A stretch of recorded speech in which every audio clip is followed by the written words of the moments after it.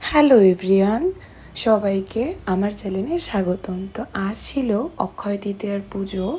তো সবাইকে আমি বলছি অক্ষয় তৃতীয়ার অনেক অনেক অনেক ভালোবাসা। সবার জীবন অক্ষয়ের মতন সারা জীবন বজায় থাকুক। সবাই খুব ভালো থেকো, সুস্থ থেকো, সারাটা জীবন এভাবেই জানি আমার পাশে তোমরা জানি থাকতে পারো। তো আজ ছিল আমাদের দোকানের অক্ষয় তৃতীয়ার পুজো। তো সকাল সকাল ঠাকুরমশাই চলে এসেছিলেন পুজো করতে। তো খুব ভালো মতন পুজোটাই হলো। তো তারপরে ফল প্রসাদ আমরা সবাই খাওয়া দাওয়া করলাম। সেটা করার খাওয়া দাওয়ার পর উপোস ভাঙলাম।